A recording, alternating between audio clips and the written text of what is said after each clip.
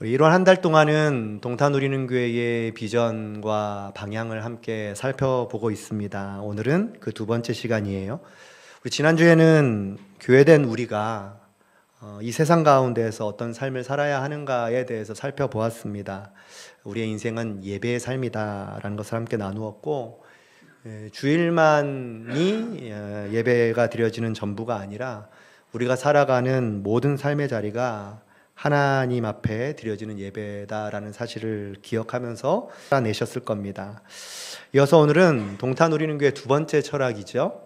가정이 행복한 교회에 대해서 함께 살펴보도록 하겠습니다. 우리가 속해서 살아가는 곳이 다 가정이잖아요.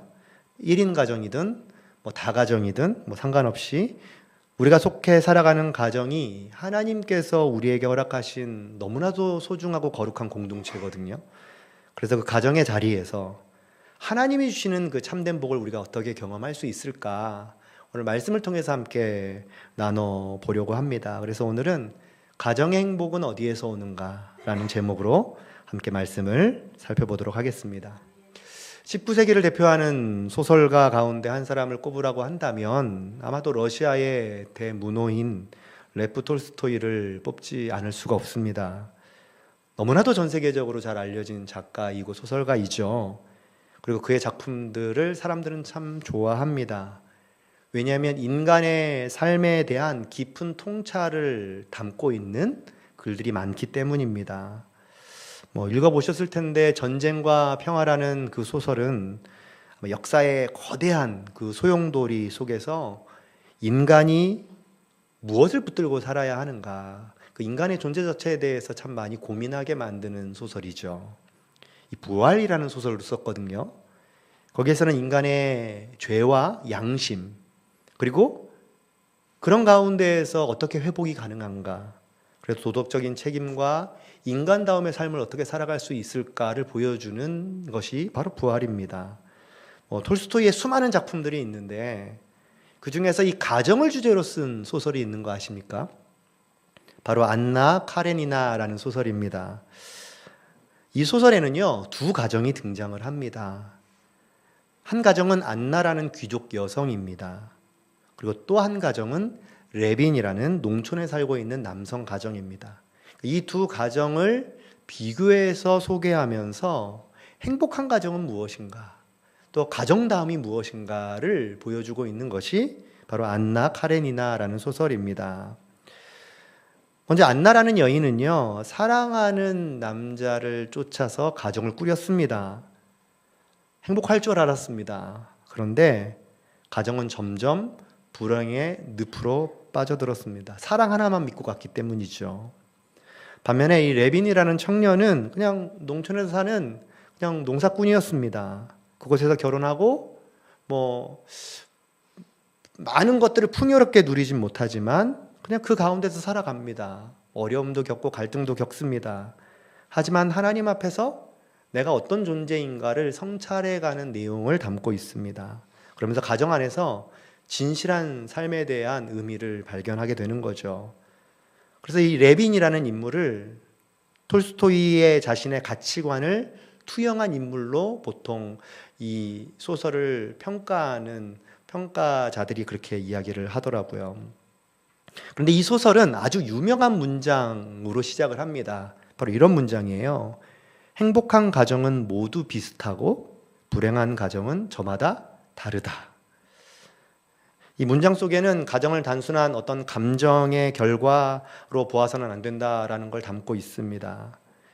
가정에서는 지켜야 할 방향이 중요하다, 질서가 중요하다라는 것이죠. 사실 행복한 가정은 다 비슷하다라는 겁니다. 이 비슷하다라는 의미 속에는 어떤 의미가 있을까요? 불행한 가정은 다르다는 것입니다. 이 다름이라는 의미 속에는 어떤 의미가 있을까요? 그러니까 행복한 가정은요, 특별한 삶이 주어졌기 때문에 행복한 것이 아닙니다.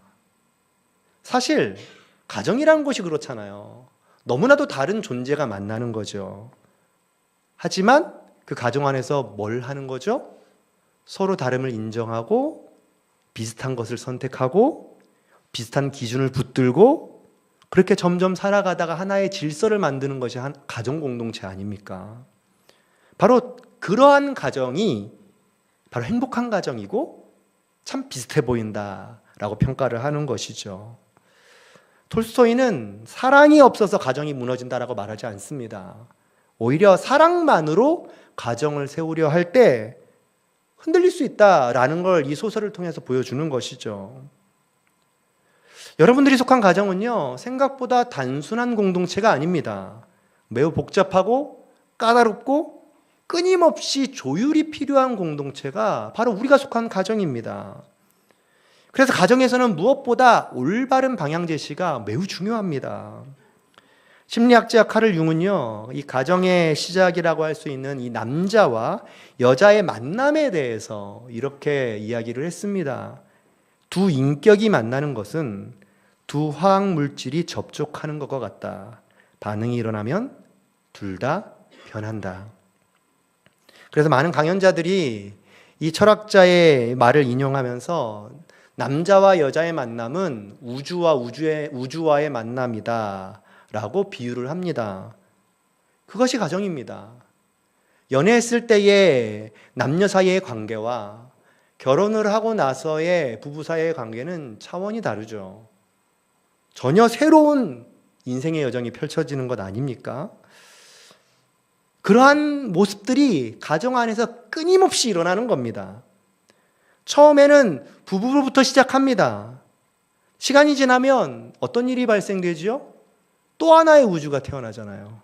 바로 자녀입니다. 자녀가 태어나면은 부부 중심적이던 삶이 완전히 달라집니다. 가정의 분위기, 문화, 삶의 우선순위가 부부에서 자녀로 옮겨집니다. 그러다가 자녀가 성장을 해서 결혼을 하고 가정을 꾸리게 되면 그때부터 또 다른 문제가 시작되죠. 이제는 한 가정의 문제가 아니라 두 가정이 연결되는 어찌 보면 새로운 단계로 나아가는 것입니다. 이것이 우리가 속한 가정의 끊임없는 변화입니다. 그러니까 영원히 유지될 것 같은 그 질서가 영원히 유지되지 않습니다. 또 바뀝니다. 내가 잘 잡고 있던 그 균형이 순식간에 무너지고 새롭게 그 균형을 잡아야 할 때가 한두 번이 아닙니다. 그런데 이러한 가정을 내가 온전히 통제할 수 있다? 그것처럼 어리석고 현실적이지 못한 것이 어디 있을까요? 신앙적으로도 바람직하지 않습니다.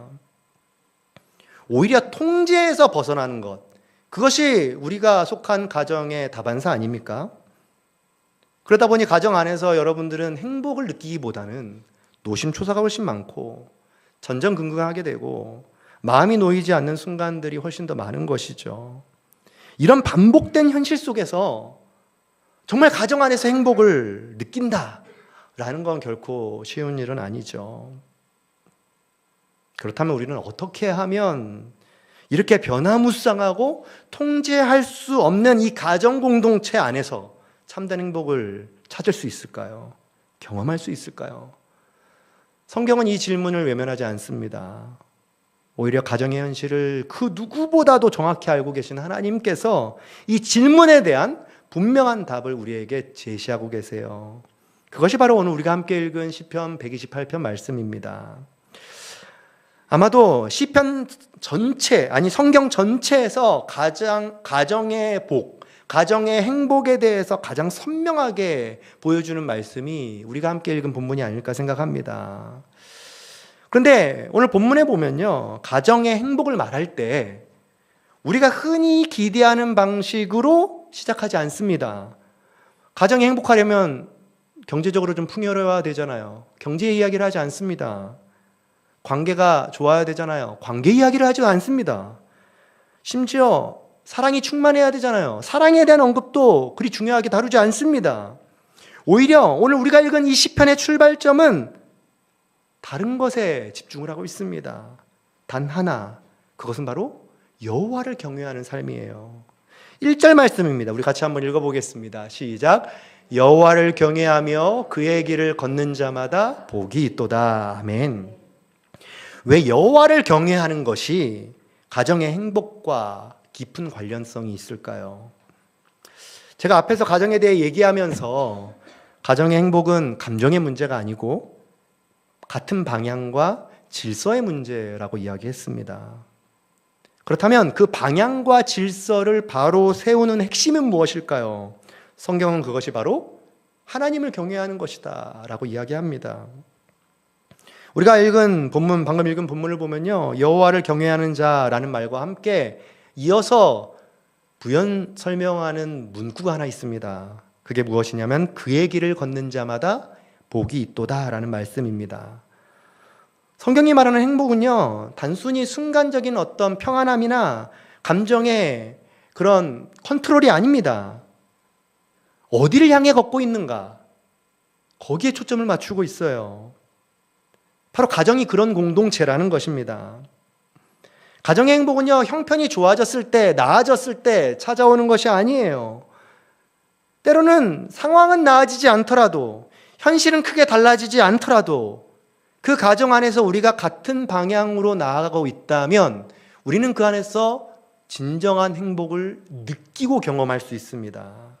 그것이 가정의 행복을 회복하는 결정적인 기준이 됩니다. 그런데 같은 길을 걷는다고 해서 모두가 다 같은 방향을 간다라고 말할 수는 없죠. 왜냐하면 여러분들마다 다 각자 다른 기준들이 있잖아요. 각자 다른 꿈이 있잖아요. 각자 다른 가정의 모습들이 있잖아요. 핵심은 내가 지금 걸어가고 있는 그 가정의 그 여정 위에 하나님이 계신가 하는 것입니다. 그런데 만약 우리 가정이 하나님이 계시지는 않은데 온 가족이 일심동체가 되어가지고 같은 길을 걷다고 생각해 보세요. 잠시 동안은 안정감을 느낄 수 있겠죠. 하지만 시간이 지나면요, 설명할 수 없는 불안감이 그 가정 안에 엄습해 옵니다. 왜냐하면요, 하나님이 계시지 않는 상태가 사실 제일 위험하거든요. 근데 반대로 이렇게 생각해 볼까요? 온 가족이 같은 방향을 향해 걸어가고 있습니다. 아빠는 제일 앞에 가고 애들은 제일 뒤에 따라오고 엄마는 그 중간에서 어중간하게 걸어가고 막 정신없이 길을 걸어가고 있어요. 속도는 다릅니다. 하지만 방향은 같습니다. 무엇보다 하나님과 함께 걷고 있습니다. 그렇다면 그 가정은 제대로 가고 있는 겁니다. 왜냐하면요, 누가 먼저 가느냐, 누가 나중에 가느냐, 그게 중요한 것이 아니라 지금 하나님과 함께 걷고 있느냐, 그것이 핵심이거든요. 전 이 모습이 마치 목줄을 잡고 강아지를 끌고 가는 그 한 주인의 모습이 떠올랐습니다. 어떨 때는 강아지가 주인보다 앞서가잖아요. 어떨 때는 강아지가 한눈 팔다가 주인이 가는 거를 못 보고 뒤에 졸졸 따라올 때도 있잖아요. 뒤처질 때도 있죠. 하지만 결국 강아지는 누구의 뜻대로 가는 거예요? 목줄을 잡고 있는 주인이 가는 방향에서 벗어날 수 없습니다. 왜냐하면요, 강아지의 안정과 행복은 앞서가는 데 있는 것도 아니고 뒤처지는 것도 아니고 주인과 함께 걸어가는 그 방향에 있는 것이죠. 함께 걷는 데 있는 것입니다. 이것이 바로 여호와를 경외하며 살아가는 가정의 모습입니다. 그러니까 가정의 문제가 사라져서 행복한 것이 아니라 하나님을 향한 방향이 우리 부부가 또 부모와 자녀가 분명할 때 그 길 위에서 우리는 복을 경험하게 되는 것이죠. 그러면 우리가 해야 할 일은 분명합니다. 지금 우리 가정 상황을 붙들고 하나님께 끊임없이 질문을 던지는 거죠. 자녀의 양육의 어려움 앞에서, 부부 사이의 갈등의 문제 앞에서, 경제적인 선택 앞에서 우리가 고민할 때마다 우리 가정이 가장 먼저 해야 할 일은 하나님께 묻고 기도하는 것입니다. 이것이 하나님을 경외하는 가정의 태도이죠. 하나님의 뜻과 질서를 우리의 판단보다 먼저 고려하는 삶이죠. 이 방향이 분명하다면 우리 가정이 잠시 흔들릴 수는 있어도 결코 무너지지는 않을 것입니다.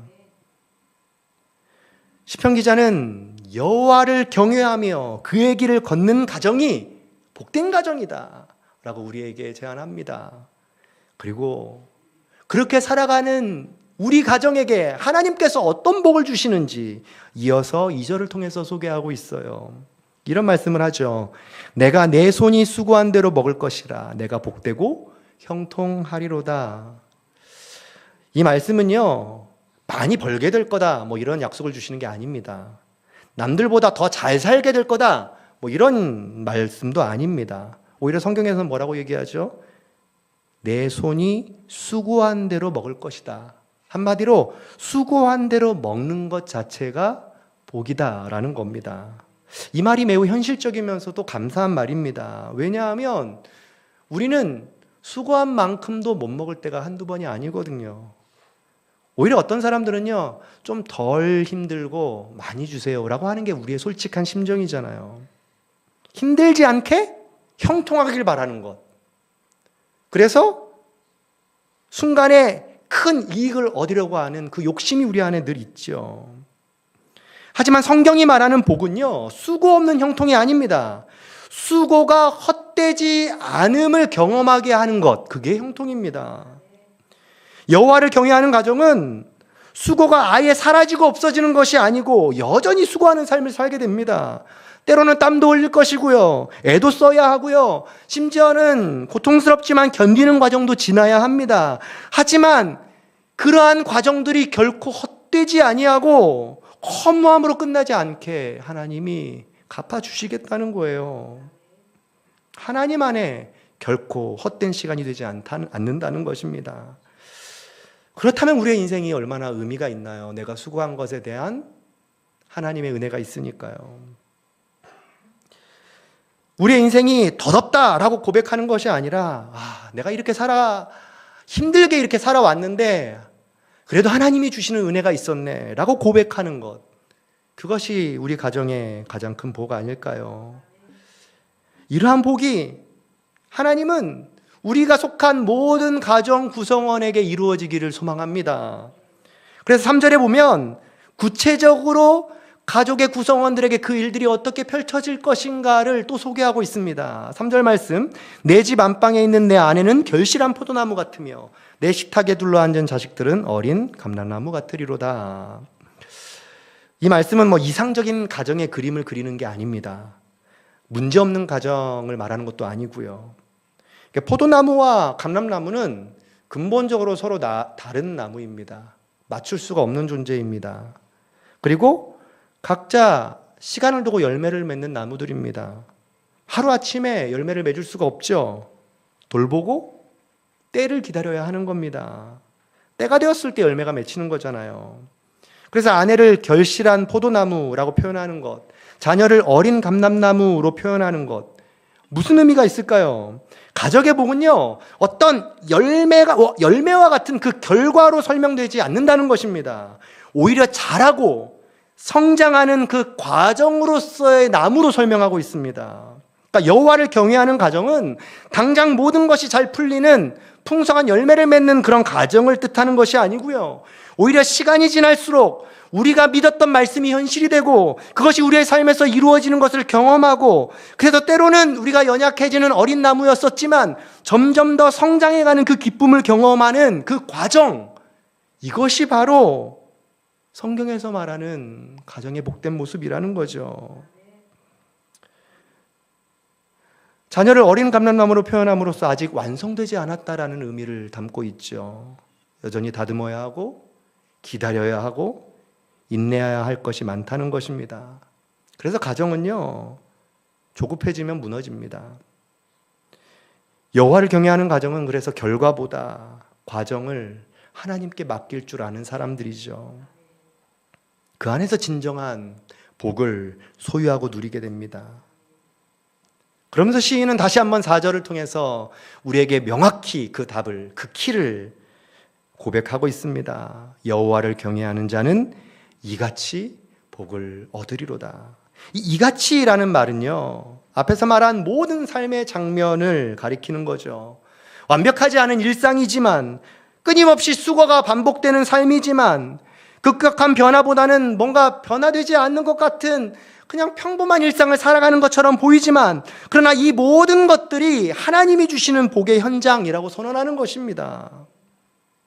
우리가 꿈꾸고 기대하는 동탄 우리는교회 성도들의 가정의 모습이 바로 이러한 모습입니다.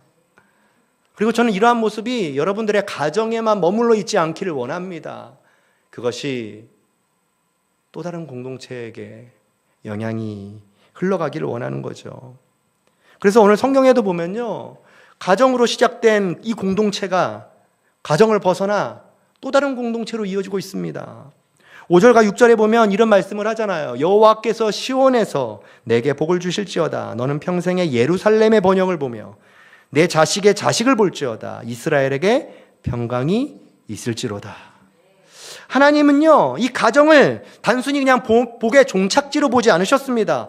복의 통로로 보셨습니다. 그래서 여호와를 경외하는 그 한 가정이 단순히 그 한 가정만 행복하고 끝나는 것이 아니라는 거죠. 그러한 가정들이 모여서 교회 공동체가 건강하게 되고, 그런 교회 공동체들이 모이고 모여서 이 도시를 건강하게 만들고, 이러한 도시들이 결국에는 또 다른 세대를 살려내는 일들을 감당하는 것 아닙니까?